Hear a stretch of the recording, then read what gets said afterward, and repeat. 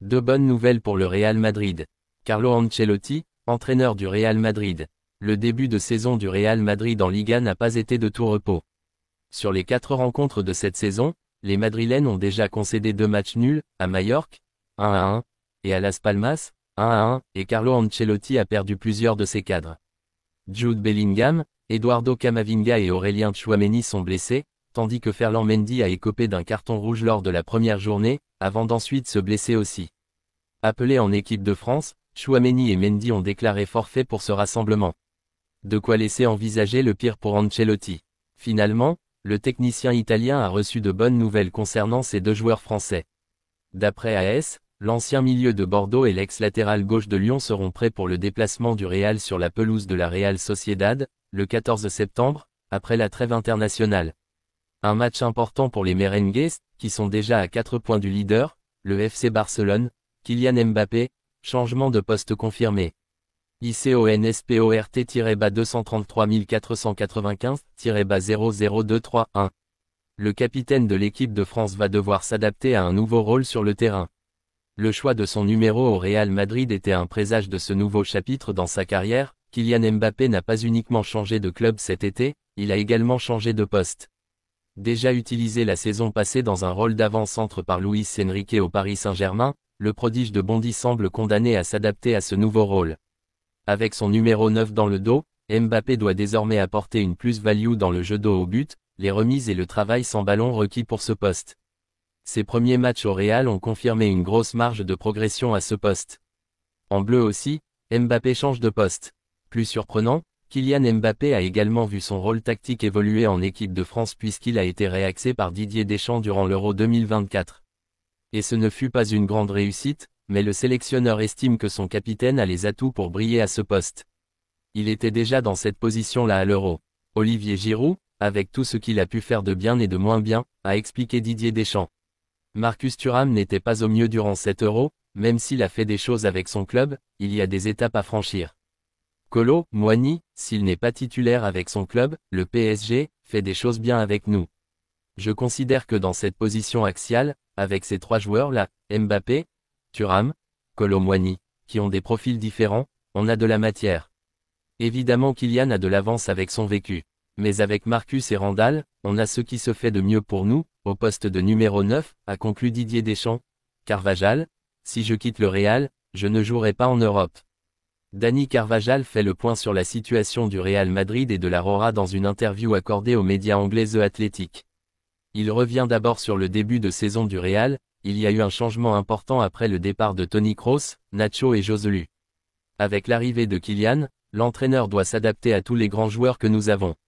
À Majorque et à Las Palmas, nous avons manqué de continuité dans le jeu, mais nous allons y arriver. L'autre jour, contre le Betis, l'équipe a montré de bonnes choses. Nous avons fait un match assez complet et à partir de maintenant, après la pause internationale, nous allons mettre en place toutes les pièces du puzzle. Le latéral évoque ensuite son avenir. J'ai un contrat jusqu'à l'été prochain. Pour l'instant, je ne pense pas à prendre ma retraite. Si je décide de ne pas rester au Real Madrid, je ne jouerai pas en Europe, ce qui fait que les alternatives seront très limitées, les États-Unis, le Qatar ou l'Arabie, ce serait l'une de ces 3 options. La relation que j'ai avec le club est très transparente, très claire. Si les 2 parties sont d'accord pour continuer, j'espère rester ici pendant de nombreuses années. Il a aussi parlé de Florentino Pérez, c'est le meilleur président. Il n'a fait qu'améliorer la cité sportive, le stade, il a une solvabilité économique avec les recrutements, il est le leader et le patron absolu du club. Il est très important que personne ne soit au-dessus du président et son travail au Real Madrid est spectaculaire. L'Espagnol évoque sa relation avec Yamal, c'est assez incroyable qu'à l'âge de Yamal, il fasse déjà partie de l'élite d'un club comme Barcelone et de l'équipe nationale.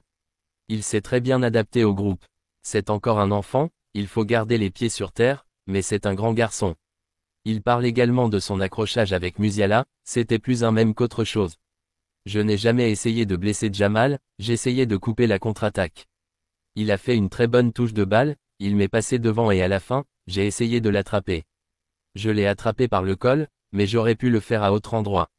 FC Barcelone, nouveau coup dur pour Hansi Flick.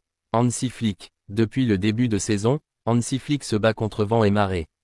Pas aidé par un mercato estival compliqué pour le FC Barcelone, le technicien allemand doit également lutter contre une flopée de blessures qui restreignent forcément ses options au moment de dresser un 11.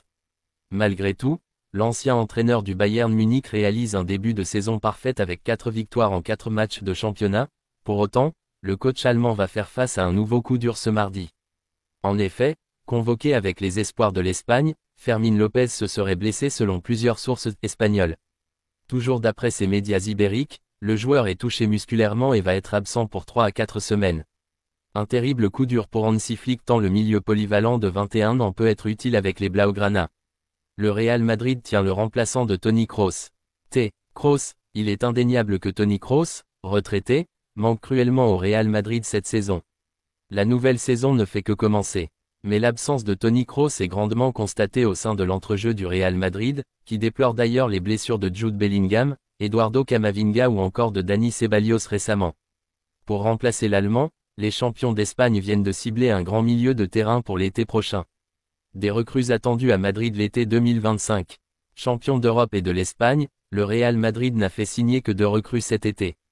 En dépit des départs de Nacho et Joselu, qui sont partis pour le football arabe ou encore Toni Kroos, qui a raccroché les crampons, la Maison Blanche ne s'est pas renforcée pour autant. Seuls 2 joueurs ont débarqué. Les postes de Nacho et de Toni Kroos n'ont pourtant pas été renforcés à Madrid. Les dirigeants du club le plus titré en Ligue des Champions ont jugé bon de renforcer uniquement l'attaque. En effet, la recrue tant attendue, Kylian Mbappé, a débarqué après plusieurs années d'attente. En plus de l'ancien du Paris Saint-Germain, la Maison Blanche a également officialisé l'arrivée du jeune crack brésilien, Endrick. Le Real Madrid tient le remplaçant de Toni Kroos. Il est indéniable que Toni Kroos, retraité, manque cruellement au Real Madrid cette saison. La nouvelle saison ne fait que commencer. Mais l'absence de Toni Kroos est grandement constatée au sein de l'entrejeu du Real Madrid, qui déplore d'ailleurs les blessures de Jude Bellingham, Eduardo Camavinga ou encore de Dani Ceballos récemment.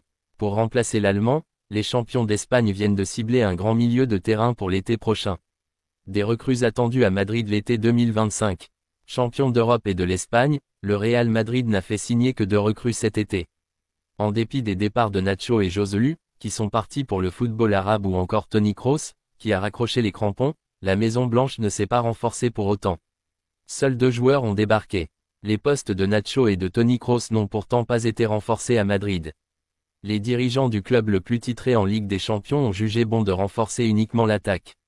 En effet, la recrue tant attendue, Kylian Mbappé, a débarqué après plusieurs années d'attente. En plus de l'ancien du Paris Saint-Germain, la Maison Blanche a également officialisé l'arrivée du jeune crack brésilien, Endrick. Alphonso Davies au Real Madrid. La Maison Blanche prépare en effet le terrain pour l'été prochain. Polyvalent arrière gauche du Bayern Munich, où il a refusé de prolonger son contrat, qui expire l'été prochain, Alphonso Boyle Davies devrait signer gratuitement au Real Madrid. Tel serait également le cas de l'arrière droit de Liverpool, Trent John Alexander-Arnold, dont le contrat expire en 2025 chez les Reds. Rodri, la priorité du Real Madrid. Vainqueur de la dernière Ligue des Champions avec le Real Madrid, Toni Kroos a officiellement annoncé sa retraite du football après l'Euro 2024 dans son Allemagne natale. Mais un remplaçant n'a pas été trouvé à l'ancien du Bayern Munich au Real Madrid. Pour ce faire, le club merengue a ciblé un nom pour le prochain mercato estival.